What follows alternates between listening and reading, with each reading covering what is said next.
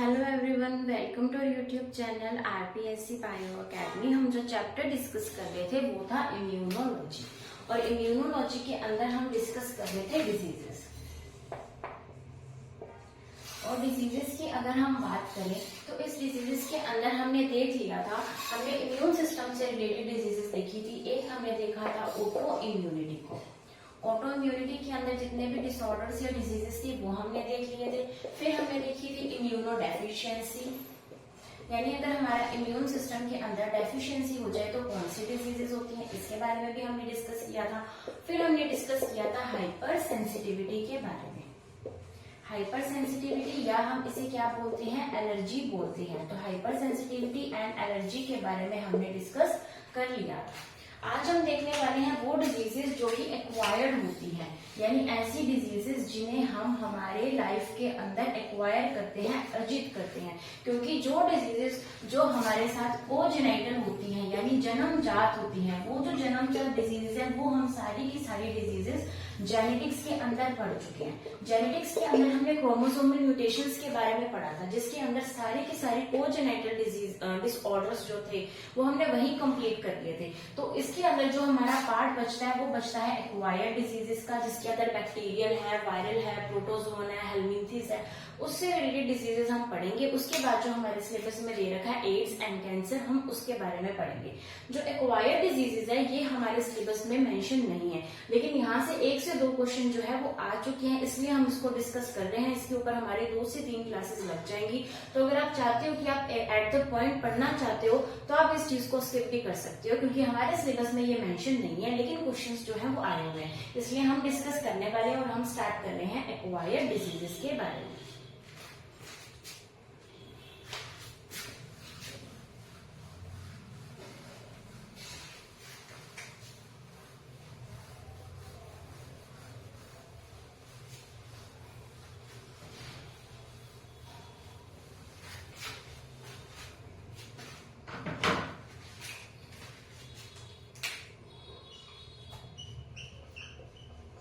Acquired या फिर अर्जित डिजीजेस के बारे में हम डिस्कस करने वाले हैं। तो इसके अंदर कौन कौन सी डिजीजेस आएंगी? डिजीजेस जो हमें किससे होती हैं? बैक्टीरिया से होती हैं, जो हमें वायरस से होती हैं, जो हमें प्रोटोजोन से होती हैं,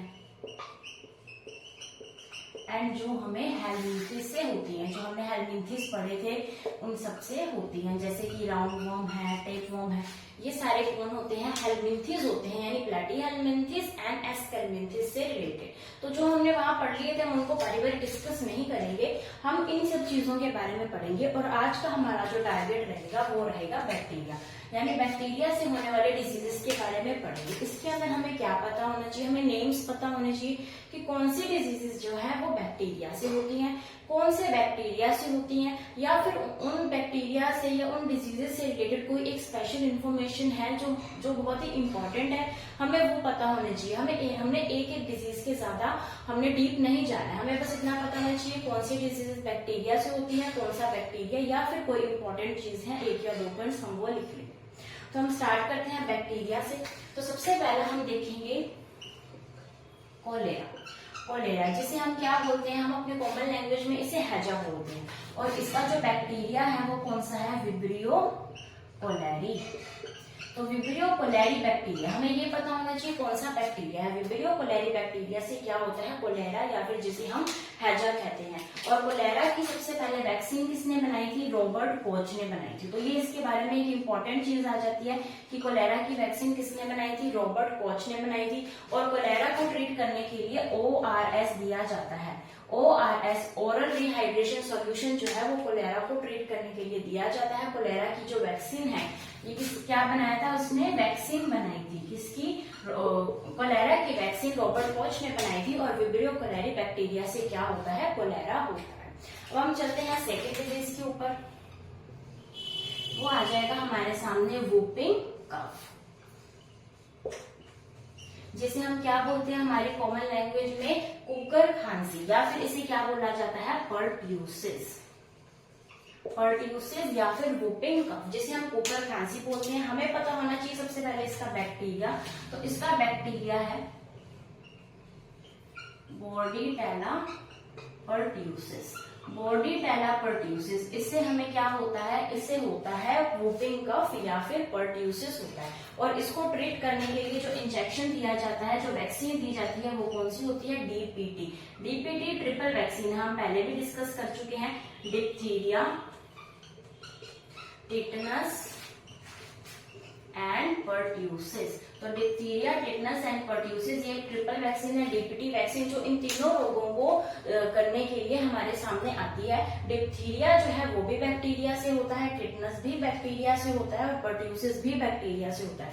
तो ये जो है ये बैक्टीरिया के अगेंस्ट बनाई गई वैक्सीन है जिसका नाम है डीपीटी वैक्सीन। और यहाँ पर हम बात कर रहे हैं वूपिंग कफ, जिसे कुकर खांसी कहा जाता है, इसे पर्ट्यूसिस भी कहा जाता है। ये कॉमनली ज्यादातर एग्जाम्स में पर्ट्यूसिस के नाम से ही आता है और इसका जो बैक्टीरिया है वो है बॉर्डीटेला पर्ट्यूसिस। तो ये हमने दो जो है बैक्टीरियल डिजीजेस के बारे में बात की। अभी हम इससे आगे चलते हैं।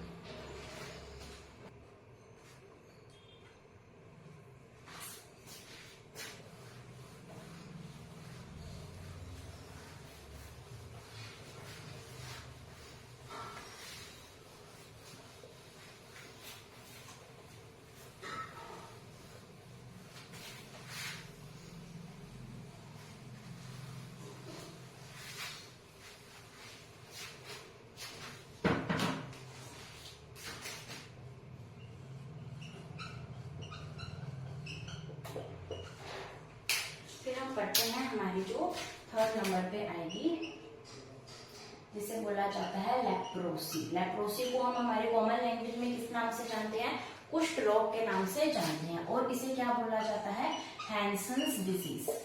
लेप्रोसी या फिर हैंसन्स डिजीज जो है इसे कुष्ठ रोग के नाम से जाना जाता है। अगर हम बात करें इसका जो बैक्टीरिया, इसका बैक्टीरिया कौन सा होता है, इसका बैक्टीरिया होता है मायोबैक्टीरियम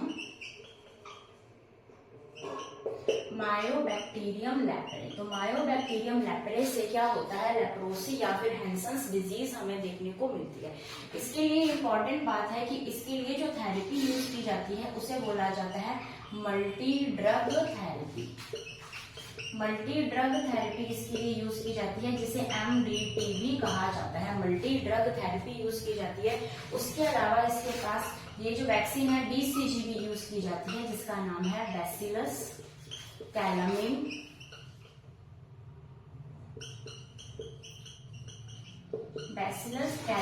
गुएनिन। तो BCG वैक्सीन जो है वो भी इसके लिए यूज की जाती है और MDT भी इसके लिए ही यूज की जाती है। किसे ट्रीट करने के लिए, लेप्रोसी को ट्रीट करने के लिए। फिर हम चलते हैं फोर्थ पर। फोर्थ, बैक्टीरिया से कौन सी डिजीज होती है। हमने अभी तक कौन सी बात कर ली, हमने कर ली कोलेरा, फिर हमने कर ली यहाँ पर वूपिंग कफ जिसे हम पर्ट्यूसिस बोलते हैं, फिर हमने कर ली यहाँ पर लेप्रोसी।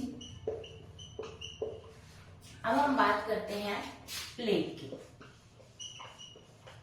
प्लेग जिसे क्या बोला जाता है, काली मौत या फिर ब्लैक डेथ भी बोला जाता है। काली मौत या फिर ब्लैक डेथ बोला जाता है किसे, प्लेग को। और प्लेग का बैक्टीरिया जो है ये हमारे लिए इंपॉर्टेंट हो जाता है और इसकी बैक्टीरिया का नाम है यार्सिनिया पेस्टिस। तो यार्सिनिया पेस्टिस जिसे प्लेग कहा जाता है, इसे ब्लैक डेथ भी बोला जाता है और ये यार्सिनिया पेस्टिस बैक्टीरिया से होती है। फिर हम बात करते हैं फिफ्थ हमारे पास आ जाएगा टिटनस। टिटनस को क्या बोला जाता है, टिटनस को लॉक जो भी कहा जाता है। और इसका बैक्टीरिया जो है ये हमें लर्न होना चाहिए क्योंकि इसका बैक्टीरिया हमारे लिए बहुत इंपॉर्टेंट है। और इसका जो बैक्टीरिया होता है वो होता है क्लोस्ट्रीडियम टिटेनाई। क्लोस्ट्रीडियम टिटेनाई जो बैक्टीरिया है वो इसका बैक्टीरिया होता है टिटनस या फिर लॉक जो का मतलब होता है हमारे जबड़े, यानी हमारे जबड़े का बंद हो जाना, लॉक हो जाना, इसे क्या बोला जाता है, टिटनस बोला जाता है। और क्लोस्ट्रीडियम टिटेनाई जो है वो इसका हम कह सकते हैं बैक्टीरिया। उसके बाद इसके लिए इंपॉर्टेंट आती है कि इसके लिए जो टॉक्सॉइड यूज किया जाता है वो होता है टिटनस टॉक्सॉइड, टिटनस एंटीटॉक्सिन। तो ये सारे एंटीटॉक्सिन्स कह लो, ये सब कुछ टिटनस को ट्रीट करने के अंदर जो है वो यूज आते हैं। उसके अलावा हमें पता है DPT injection, diphtheria, pertussis and tetanus, ये इंजेक्शन भी यूज किया जाता है। तो हमने सबसे पहले कोलेरा के बारे में पढ़ा, फिर वोपिंग कफ के बारे में पढ़ा, फिर हम लेप्रोसी या फिर हैंसेंस डिजीज के बारे में पढ़ रहे हैं। मायोबैक्टीरियम लेप्रे नामक बैक्टीरिया से ये होता है, इसके लिए मल्टी ड्रग थेरेपी यूज की जाती है। बैसिलस कैलामिन गुआनिन इसके लिए यूज किया जाता है। फिर आता है प्लेग। प्लेग को ब्लैक डेथ या फिर काली मौत के नाम से जाना जाता है। यार्सिनिया पेस्टिस इसका बैक्टीरिया है। फिर आ जाएगा टिटनस या फिर लॉकजॉ। क्लोस्ट्रीडियम टिटनाई बैक्टीरिया से होता है ये, और टिटनस टॉक्सोइड, टिटनस एंटीटॉक्सिन, ये सब इसको ट्रीट करने के लिए यूज किया जाता है। और इसकी जो वैक्सीन है वो है डीपीटी वैक्सीन, जिसे ट्रिपल वैक्सीन के नाम से भी जाना जाता है।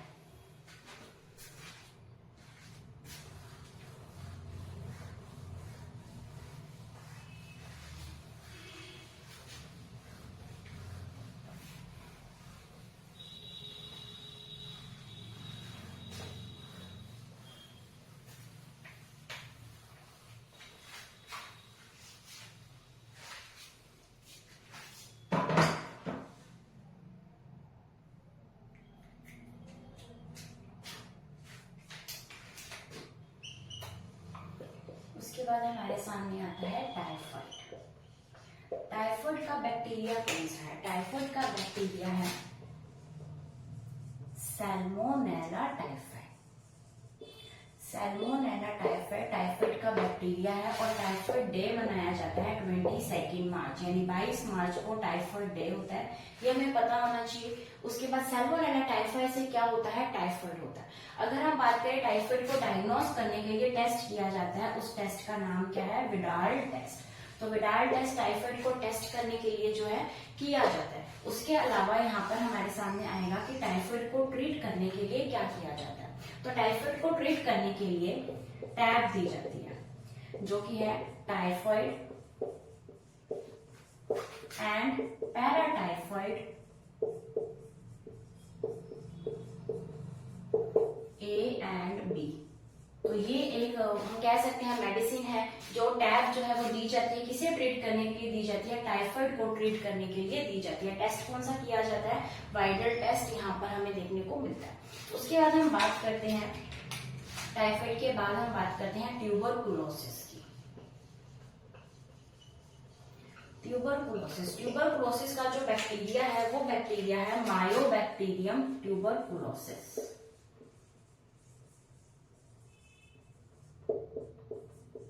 मायोबैक्टीरियम ट्यूबरकुलोसिस बैक्टीरिया जो है, इससे क्या होता है? ट्यूबरकुलोसिस होता है। और ट्यूबरकुलोसिस का डे आता है 24 मार्च, यानी 22 मार्च के 2 दिन बाद 24 मार्च के बाद ट्यूबरकुलोसिस का डे आता है। और इसको डायग्नोस करने के लिए क्या किया जाता है? मॉन्टेक्स टेस्ट किया जाता है। मॉन्टेक्स टेस्ट इसको डायग्नोस करने के लिए किया जाता है, और इसको सही करने के लिए यहाँ पर जो वैक्सीन दी जाती है वो BCG, बैसिलस कैलामिन गुआनिन जो है BCG वैक्सीन यहाँ पर काम आती है। उसके अलावा यहाँ पर की जाती है डॉट्स थेरेपी। डॉट्स क्या है? Direct observation treatment short term. तो ये डॉट्स की फुल फॉर्म है, जो कि पूछी जा चुकी है हमारे एग्जाम में। डॉट्स की फुल फॉर्म पूछी जा चुकी है। तो डॉट्स किसके ट्रीटमेंट के लिए यूज होता है? ट्यूबरकुलोसिस के ट्रीटमेंट के लिए यूज होता है। Direct observation treatment short term इसे कहा जाता है। तो हमने बात की टाइफाइड की एंड ट्यूबरकुलोसिस की। टाइफाइड होता है सैल्मोनेला टाइफाइड बैक्टीरिया से। 22 मार्च को टाइफाइड डे मनाया जाता है। वाइडल टेस्ट इसके लिए किया जाता है। इसके लिए जो यूज की जाती है वो की जाती है tab, typhoid and paratyphoid A and B। फिर आता है ट्यूबरकुलोसिस। मायोबैक्टीरियम ट्यूबरकुलोसिस इसका बैक्टीरिया है। 24 मार्च को किया जाता है। टेस्ट कौन सा है? Mantoux test. वैक्सीन कौन सी है? BCG। उसके बाद यहाँ पर डॉट्स से इसकी ऑब्जर्वेशन की जाती है। ये भी डायग्नोसिस है, direct observation treatment short term, यानी इसको ट्रीट करने के लिए डॉट्स को यूज किया जाता है। अभी हम चलते हैं इससे आगे।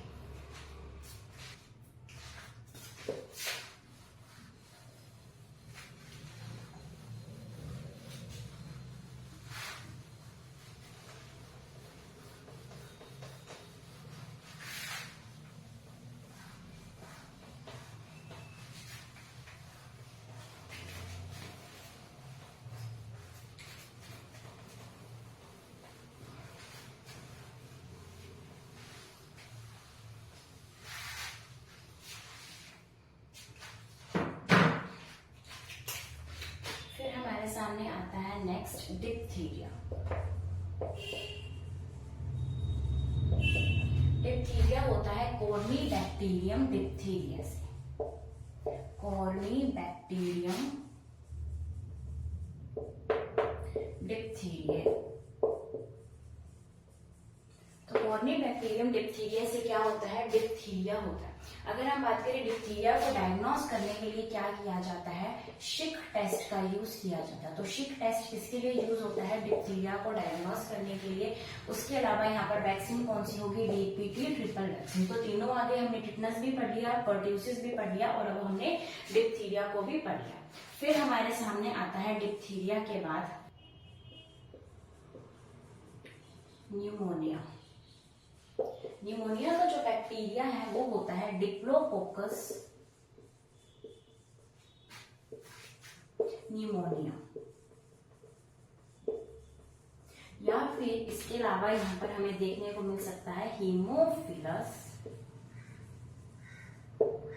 इन्फ्लुएंजा। तो डिप्लोकोकस न्यूमोनिया या फिर हीमोफिलस इन्फ्लुएंजा से क्या होता है? न्यूमोनिया होता है। न्यूमोनिया हम सबको पता है हमारा रेस्पिरेटरी सिस्टम से ये रिलेटेड एक डिजीज है जो कि हमारे बैक्टीरिया से होती है, डिप्लोकोकस न्यूमोनिया या फिर हीमोफिलस इन्फ्लुएंजा। ये हमें पता होना चाहिए। हमने किसके बारे में बात की? अभी डिप्थीरिया के बारे में बात की। और बैक्टीरिया कौन सा? Corynebacterium diphtheria. शिक टेस्ट किया जाता है, डीपीटी वैक्सीन दी जाती है। फिर हमने बात की न्यूमोनिया के बारे में। डिप्लोकोकस न्यूमोनिया या फिर हीमोफिलस इन्फ्लुएंजा से क्या हो सकता है? न्यूमोनिया हो सकता है। फिर हम चलते हैं इससे आगे।